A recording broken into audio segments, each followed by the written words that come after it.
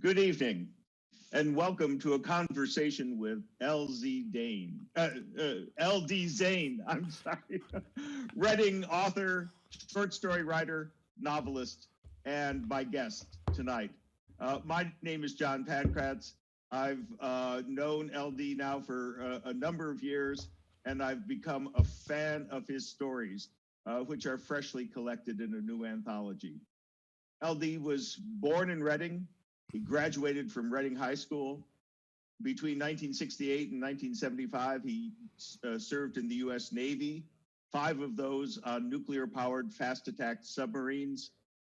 He is now retired, but has taken up a whole new career. Beginning in his early 60s, he took up writing, serious writing of fiction and creative nonfiction. And his stories have been published in probably 24 literary magazines, and many of the best stories have now been anthologized in this wonderful collection. It's Always My Fault. And this has recently been published in, I think, just April of this year by Pretzel City Press, Reading's own. And it's available for purchase. You can go on LD's website, ldzaneauthor.com, and find the link there. You can just go straight to Amazon or your own favorite bookstore and buy a copy. And I'm told that a portion of the proceeds from the sales will go to a wonderful organization called Veterans Making a Difference. Correct. It's a registered nonprofit helping veterans in need here in Berks County that was founded by veterans Doug and Liz Graybill. So that's a wonderful thing as well. You can have a wonderful book that I think will intrigue and provoke and move you, as you'll see tonight, and you'll be supporting a worthy cause as well. Thank you. LD, it's absolutely great to see you. Thank you, Doctor. I'm here in my Zoom studio at home. You're at the BCTV Zoom studio as well. Let me start with a pandemic question. Are the quarantine measures that we're suffering through, are they good for a writer or are they bad for a writer? Good question. I still keep myself busy with, I do some part-time work just to keep myself out of trouble, and mostly to keep myself occupied. But, you know, I write the way I write anyway, Dr. Pankratz, is I write when the mood strikes me. So it's not like I have a regiment where being captive inside being captive inside the house is going to make me write anymore. It isn't. Some authors find this to be a welcome relief that now they can be a hermit and actually do the writing. If I worked that way, I would say that would be good, but I don't work that way. So in that case, the pandemic, for all its bad parts, has not been any more of a blessing to me, other than it's given me actually a couple of ideas for stories that I've written, and they're been submitted. So other than that, no, it's I don't like being cooped up anyway. I'm just not. Yeah, I don't really either.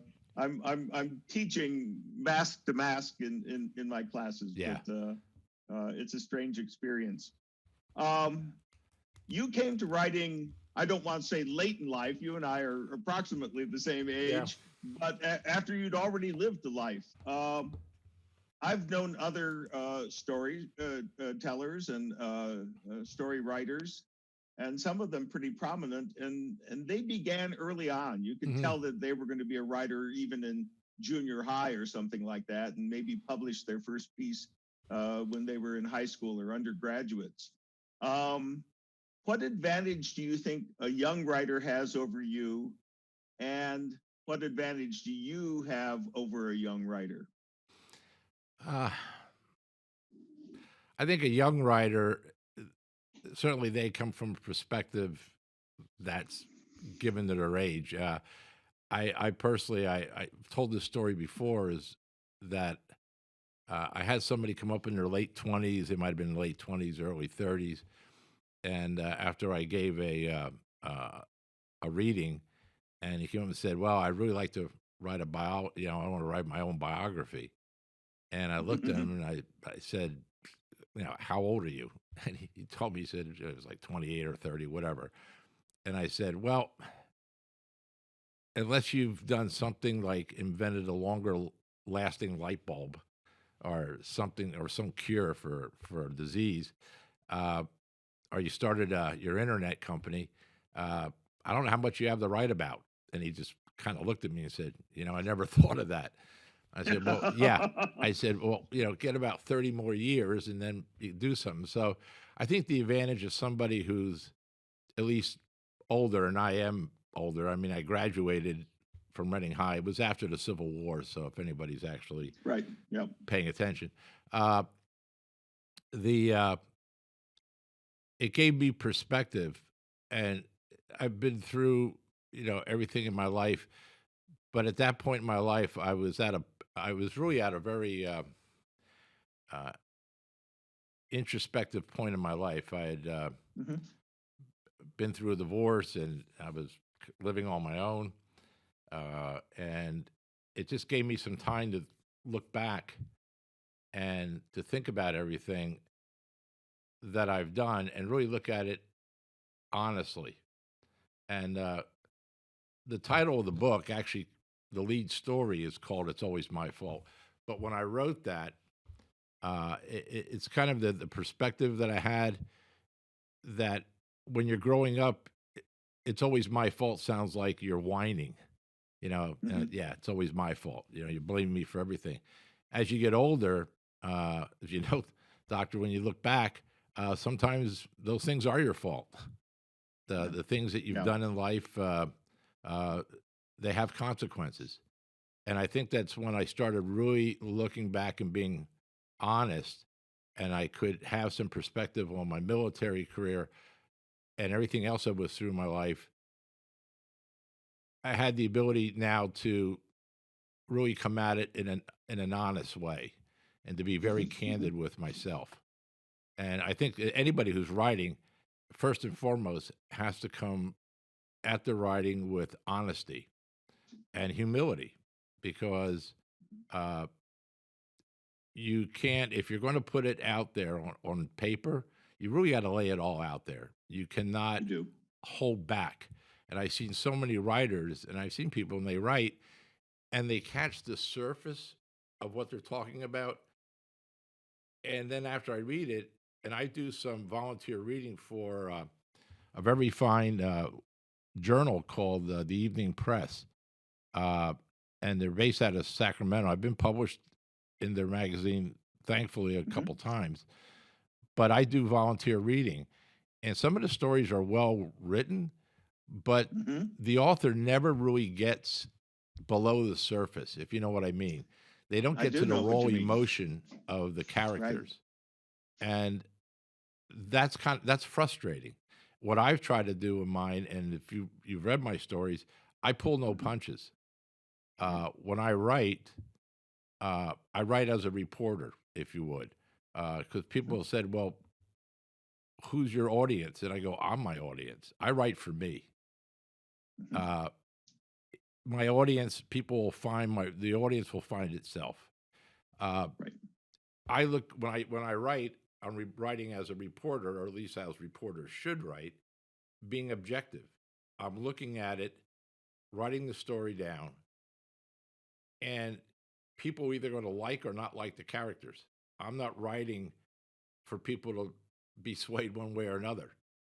I try to Hmm. just put it out in paper and let people look at it, and they decide whether or not they're going to like the characters, or they're going to like the story, or they're not. If they are, that's great. I'm grateful.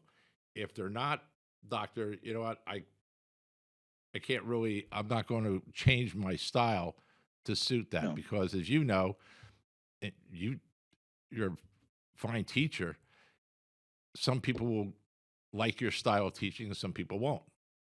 that's right. And you try to modify it around the edges, but you are who you are, and that's the way. And basically, you put it out there and let people take it for what it is. Right. And you want people to respond to the honesty.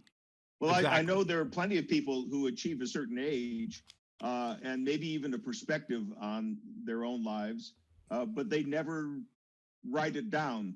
What actually pushed you to put pen to paper or pencil to paper or fingers to keyboard and record your perspective, your memories, your reportage on your own life?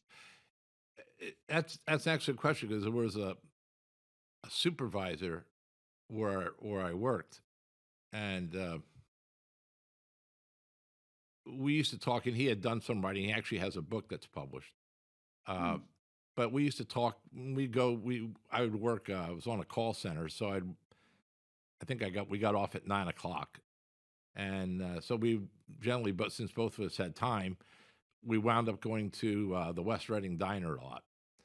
okay. And had shared with them part of my, a good part of my life, what it was like for me growing up as a kid, then my military, and everything else that had happened. And he said, you really ought to put that down on paper. And I said, why? He said, Mhm. because it's interesting. I think people would like to hear about it or read about it. So I thought, okay. I said, I've really never written before. I was a voracious reader, but I never had actually taken it up myself. And he said, well, just write it down and send me your stuff and I'll critique it for you. I said, okay. Make a long story short, we would meet a couple times a week and I would send him my stuff over, I email it to him. He would look at it, make some suggestions and kind of correct the finer points. And at some point, he said, at this point in your story, we ought to make it a fictional story from this point on. And I said, "You have any ideas?" And we both had some ideas. We banded it around, and Mhm. out of that came the first thing I ever wrote was like a 400-page novel. Uh, it was double spaced, but it was a novel, and that was the Wow. first thing I'd ever written. Uh, I then found an editor who's also uh, very fine teacher at Albright, Marion Walbers. Yeah. Uh, she became my editor and really my mentor because she is a fine author in her own right. Mhm. And she has helped me through. And at some point, after we got the novel done, uh, she had said, you ought to try short stories. I said, well, I've read them, but I have no idea how to write them.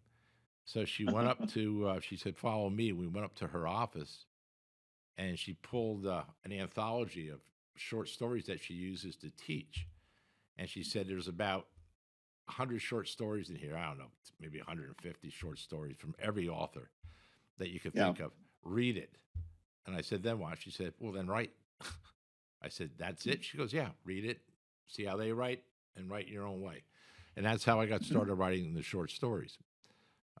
So there was no great epiphany. It was just really the encouragement of a friend. And I think it was my own desire to now, at that point in my life, to get it on paper. Right. And that was really the motivation. And I found it to be very cathartic because that's when you start writing and you see your life on paper in front of you, that's when you Mhm. really start to look at it and say, you know what? In some instances, I was a better person than I thought. And in other instances, I really wasn't as good as I thought. I could have done better. So, and that's where the honesty and the humility come in that I was talking about. So Yeah. that was really the genesis of my writing.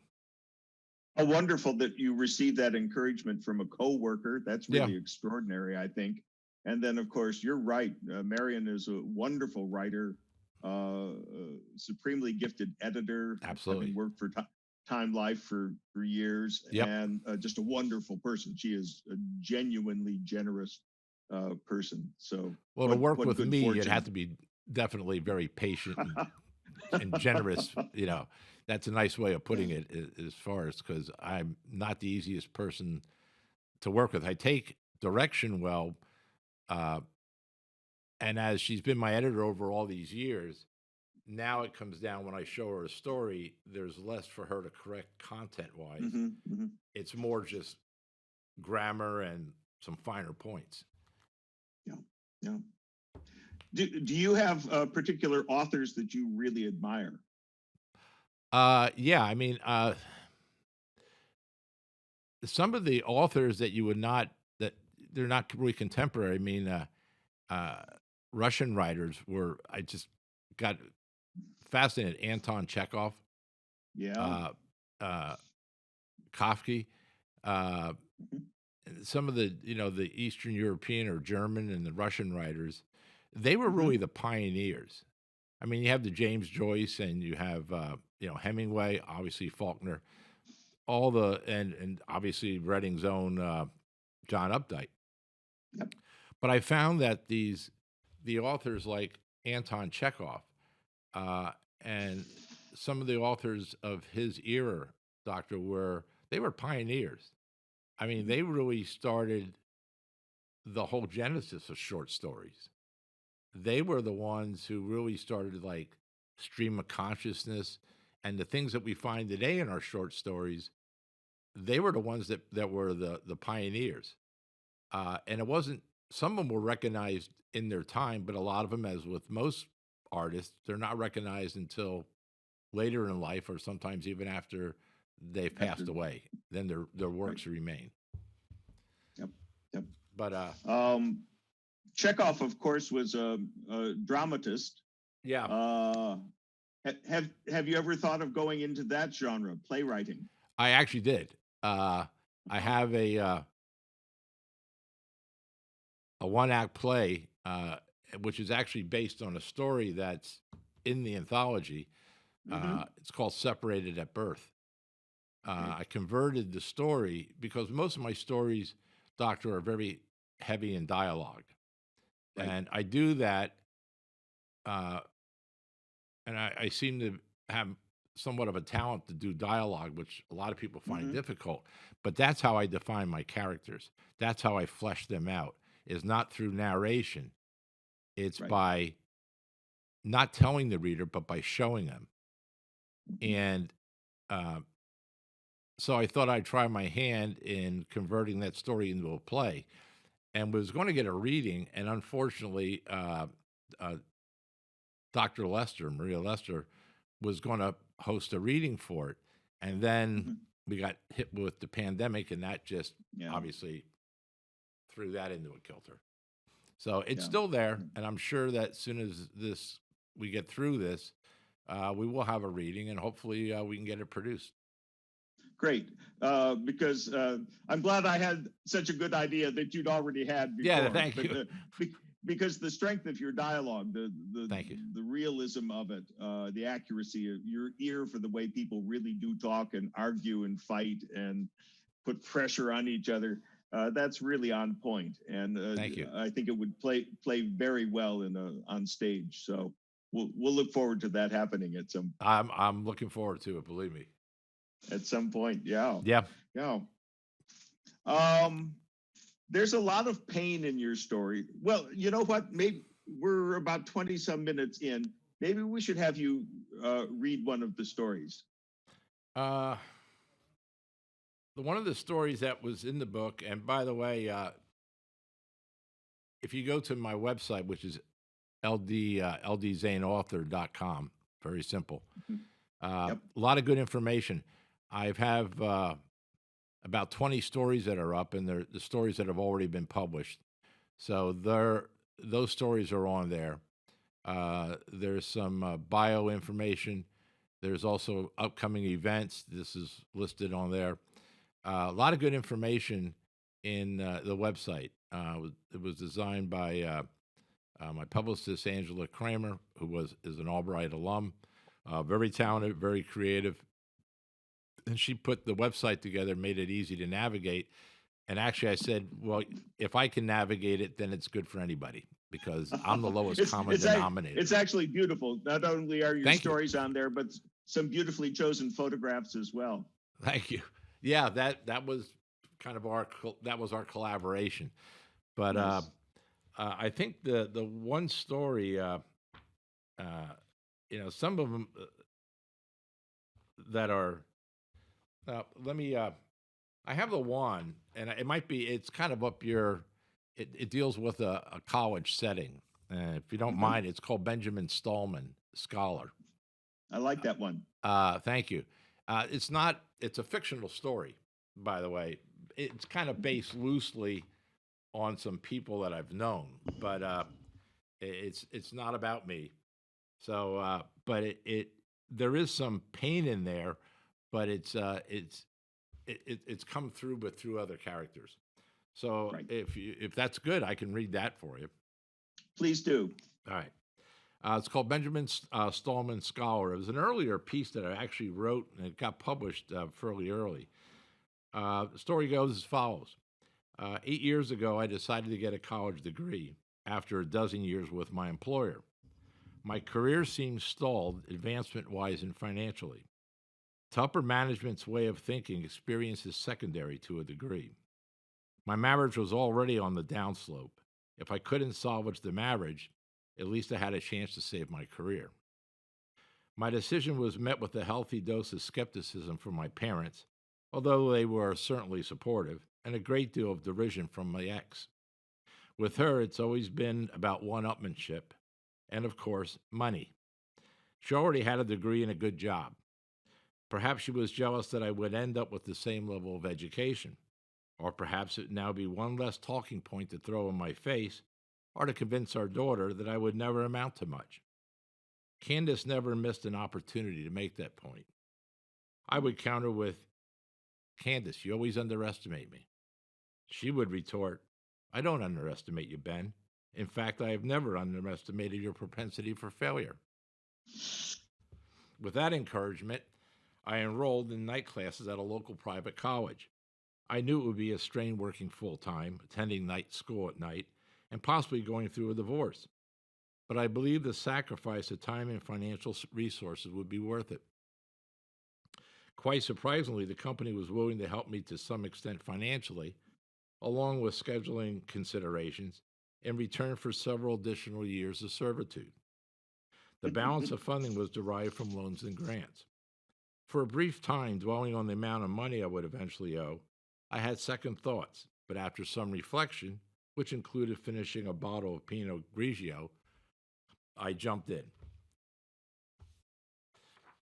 I wasn't the oldest in my classes. Most were in their late 40s or early 50s, attempting to accomplish what I set out to do. The younger students had come to the realization that they needed real jobs to pay for the mounting debt. We were all making sacrifices. I was not alone. Although I was cordial, I kept my distance throughout the almost 5 years it took me to complete my bachelor's degree. Other than the occasional conversation before or after classes, I never quite felt like I fit in. I was an in-betweener, not young enough to converse with those in their 20s, and certainly not old enough to have much in common with those in their late 40s or 50s. It was somewhere in my third year that Candace started the divorce proceedings.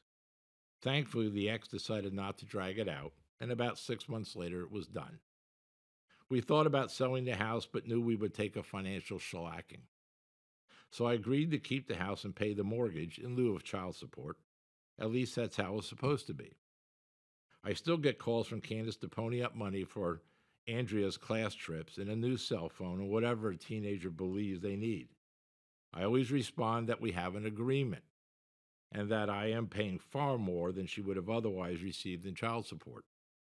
Candace reminds me that I have obligations as a father, not that I've ever forgotten them, and how she still has to pay for some expenses of the now defunct marital residence when I am short of money, which admittedly happens frequently. One of the proudest moments in my life came the day I finally received my degree. My parents, Andrea, and a few close friends were in attendance. The ex was absent. I suppose it was just too much for Candace to actually see me moving ahead. I had photos taken of me in my cap and gown, degree in hand. Those pictures still hang in my office.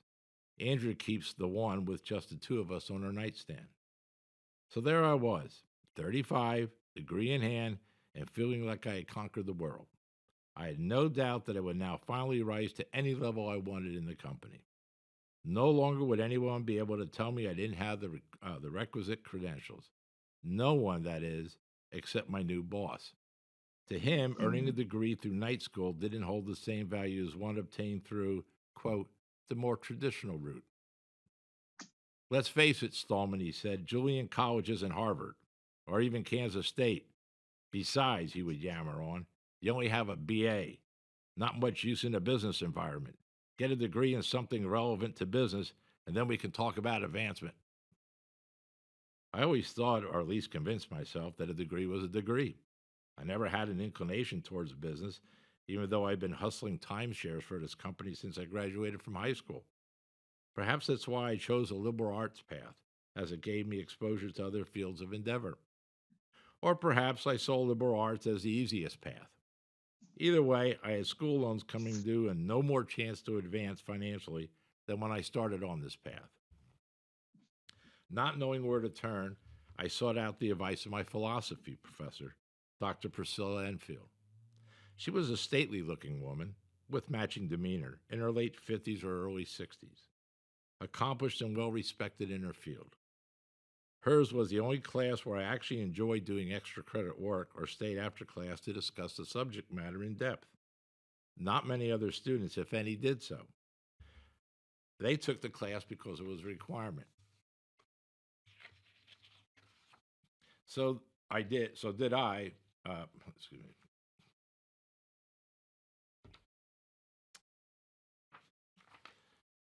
I took the class as well because it was a requirement until I found that it became my holy grail. I figured if anyone would be able to give me deep and sound advice, it would be her. The deep part came first. Quote, one does not go into philosophical studies to make a great living, but does so for the love, passion, and pursuit of truth. Furthermore, in order to teach it, which is probably one of the few ways you'll ever make any kind of living pursuing this path, you'll need to obtain your doctorate, or at very least a master's degree. However, Benjamin, that is not your dilemma, is it? She always had a keen sense of the obvious. No, it's not, Professor, as she needed no confirmation, which she didn't. My real dilemma is what to do with what appears to be a useless degree and a mountain of debt now coming due. What followed was the sound part of her advice. Stay in school. As long as you're in school, you can defer your loans. I didn't know that, Dr. Enfield, but then I just dig myself deeper in debt. That is true, but at least with the master's, you can advance in your own company, or perhaps move on to other companies who value advanced degrees, even if it wasn't obtained through the more traditional route. And what studies do you believe I should pursue, Doctor? Well, you seem to have the temperament, aptitude, and attitude required for the study of philosophy, and you do enjoy it, do you not? I do, but what, Benjamin? Other than teaching, for which I really don't have the temperament or the inclination, how will acquiring an advanced degree in philosophy advance my career? Well, many businesses now have those on their staff who have an understanding and appreciation for ethics, and philosophy lends itself to that discipline. After all, one may know what is ethical and what is not, but not why it is so. Philosophy helps us to understand the why. Yeah, I'm not sure if now is the time. I'm not sure if any time would be the right time, I thought. I'm tired of going to school and getting nowhere. Excuse me. But I need some relief from all this debt. My choices are limited. No, they're pretty much damn non existent. Trust me on this, Benjamin. There will never be a better time in your life to pursue this endeavor than now, for many reasons. Think about it. If you wish to discuss it further, you know where to find me. Here's my cell number if you wish to talk further. Excuse me. I thanked her and headed home to digest what I had just heard, along with another bottle of wine. I have always found that wine makes me less inhibited, so I'm able to think more freely. At least that's what I've convinced myself. Even when it doesn't, I still feel better during the consumption of said beverage, although I usually don't feel that way the next day. I suppose there are always trade offs. I took the professor's advice and found a master's program that would accept me. It was about an hour away and would require the company to adjust my work schedule to accommodate classes and travel time. I also learned, much to my dismay, the considerable expense it would entail. As unpleasant a task as it was, the next step was to pitch my boss, Peter Harrington, the VP of Sales, on how getting my master's in philosophy would help to navigate the tricky waters of business ethics. You may have stumbled onto something, Stallman, he said in his usual condescending tone. This industry is constantly being scrutinized for its selling tactics. I believe we do everything above board, but I suppose perception is reality. Is this going to be another one of your night school degrees? I responded tentatively, Yes, Mr. Harrington. Where do you intend to get this degree? Southeastern University. It's about an hour from here. Yeah, I know that school. It has a decent reputation. My daughter was accepted there, but decided to go somewhere more prestigious. I'm surprised you were even accepted, but I suppose your money is as good as the next person's. He paused, then he said, Well, even though it won't be obtained through the more traditional route, I suppose it can't hurt. Besides, no one outside of this company has to know. They probably wouldn't care. Perception is reality. Right, Stallman? Correct. Then let's keep that between the two of us. No sense making that distinction public. Agreed? Agreed, Mr. Harrington. I sat there holding my breath as he walked around his corner office contemplating our discussion. After several excruciating minutes, Harrington pulled up a chair next to me and said, Okay, Stallman, we'll front some of the expenses and make the schedule adjustments. But you better keep up your sales and get at least a B average. And of course, I expect you to stick around for at least 3 years after you've obtained your degree. Do we need to recoup? Because we do need to recoup our investment. Of course, Mr. Harrington. Excellent. I'll prepare the document on our agreement. Just give me a written proposal as to the finances you'll need. I'll take care of the rest. And Stallman. Yes, Mr. Harrington. This better be worth it, and you better live up to your end of the agreement. We're clear on this. Absolutely. Outstanding. He stood and walked toward the door. I followed. I expect that proposal on my desk in 2 days. Now, you have sales to make, and I have a luncheon to attend. And he walked out of his office. All I thought was, son of a bitch didn't even shake my hand. I rolled the dice and aimed high on my funding proposal. What did I have to lose? Maybe, just maybe, the company would front the whole nut. But if they didn't, I knew I could make up the difference from additional loans and grants. With acceptance from the college and about 2/3 of the funding in hand, I enrolled and was now granted reprieve from paying my existing school loans. I am not a religious person, but I did my share of praying that I was making the correct decision.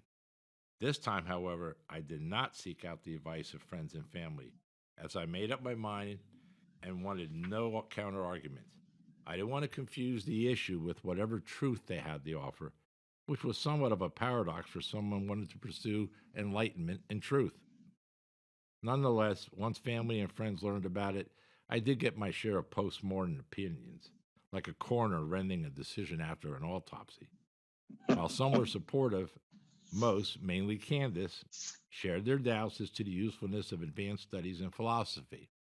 In the end, I paid them no mind. The beginning of my master's program was an eye-opener, especially by my 2 classes in the first semester.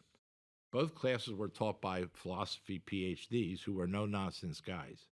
They didn't see themselves as babysitters. As far as they were concerned, they were paid to impart their vast knowledge and you paid to receive it. They would not stand for you wasting their time.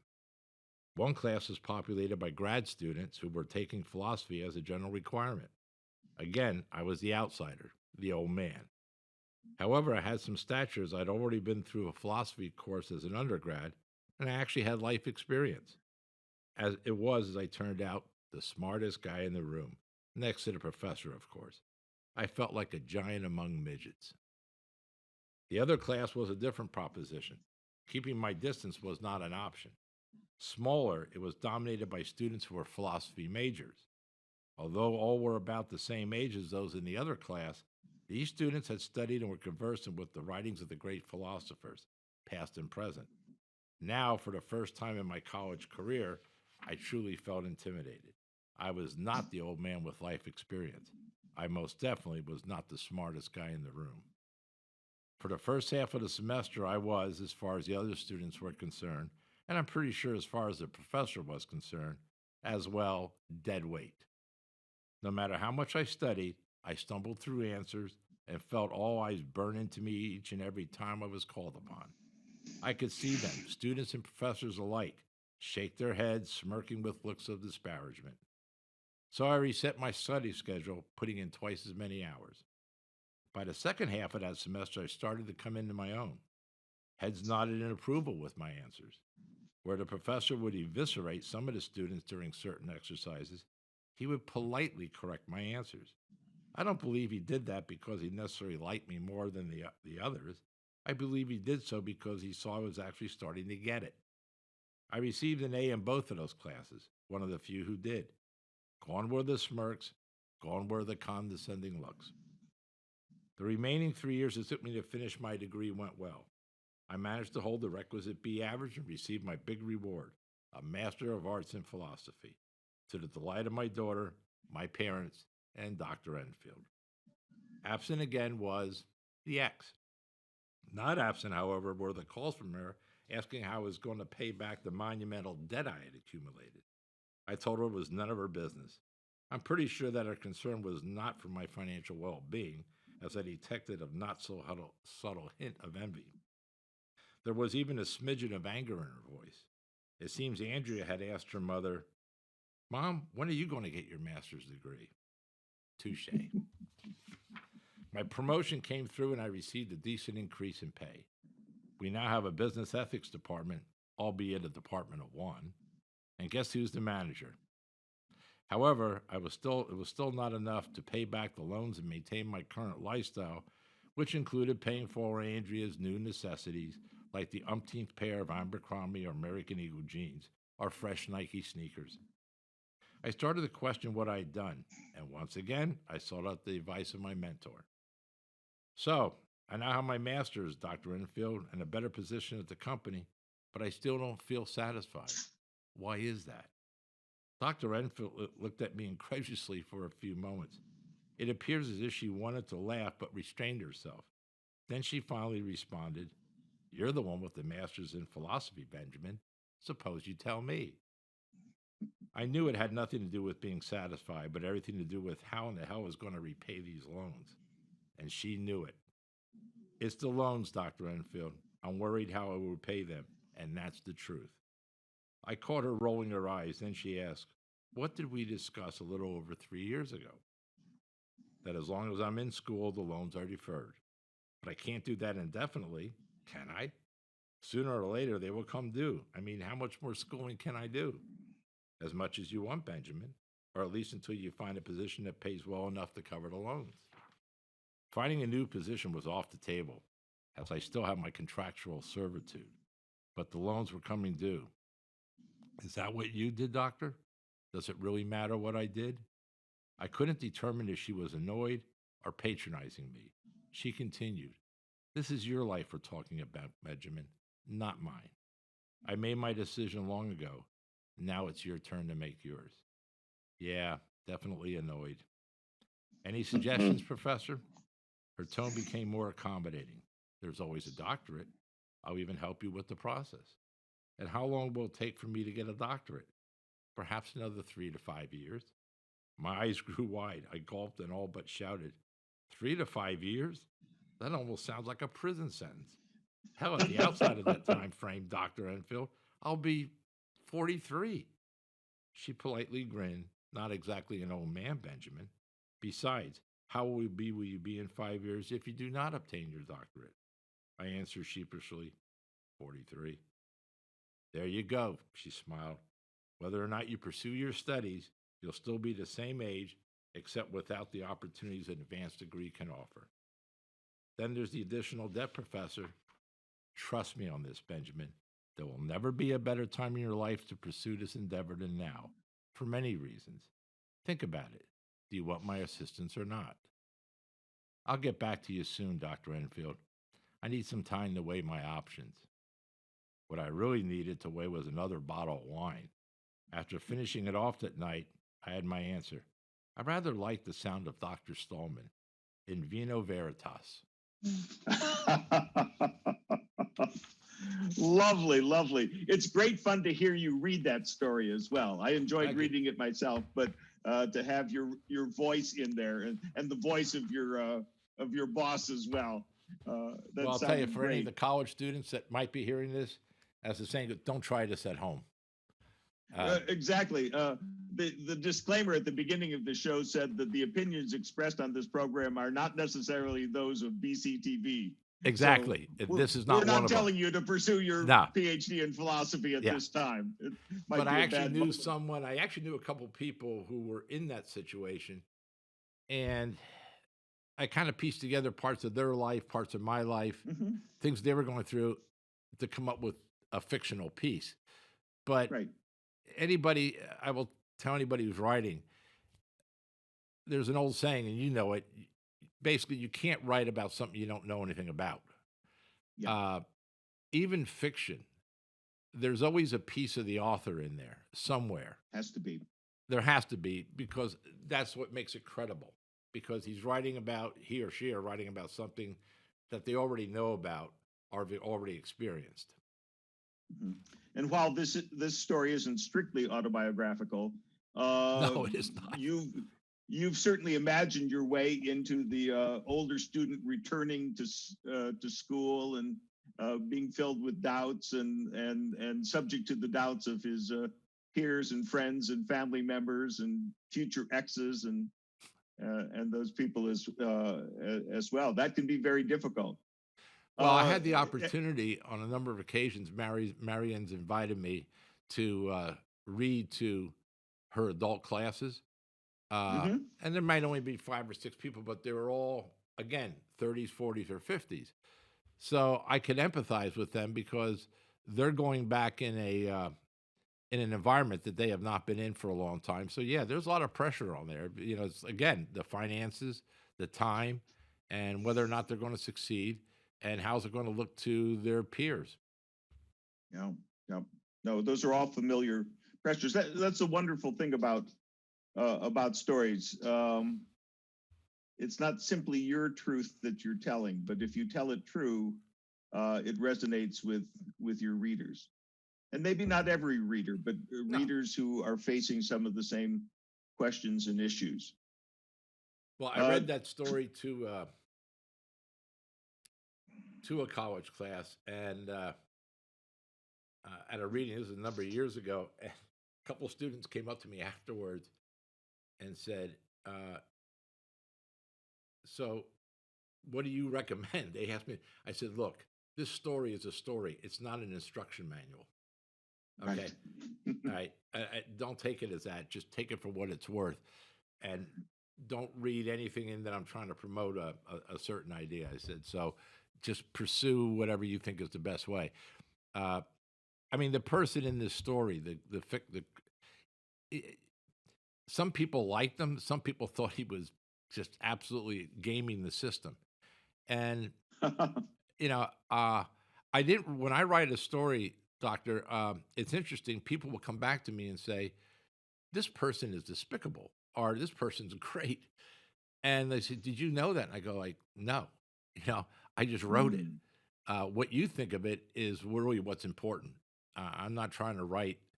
I'm not that smart to put the nuance in there to shade somebody's character, whether it's good or bad. They're not manipulative stories. You're not telling the reader what to think. Exactly. You're showing a slice of life. You mentioned the great Russian authors, and I was thinking as I read several of these stories of Leo Tolstoy's beginning to Anna Karenina. He says that all happy families are alike. Every unhappy family is unhappy in its own way. And there's a lot of family unhappiness in these stories, isn't there? There is. I mean, separated at birth is rather pronounced. I I mean,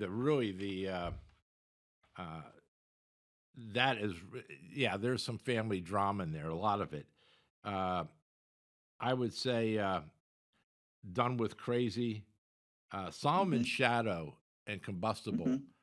But I think Solomon Shadow is even more because that was a relationship between me and my late grandfather. Yeah. Uh, and, you know, his way of growing up and how my life intersected with his. Uh, the story in there, Kintsugi, is Hmm. uh, the last story is really the relationship with it was the story was really my homage to my late father. Hmm. Uh, and it's again there were parts of that, even though it was a good relationship, as you can understand, that there are parts of any relationship that aren't as good, and you Yep. really have to examine it and realize. And it took me some time to look back and say, you know what, he had faults. I recognize him, and so did I. And I wasn't the perfect child. In fact, I was anything but. Uh, and it was sort of my way of empathizing with what he went through with me. Mhm. I I think it often happens as we get to a certain age ourselves, we come to appreciate our parents more than we did, Absolutely. often when they were still around. Yes. Um, Uh, the one thing I do want to point out is in the book, by the way, which was dedicated to my father. Uh, mhm. and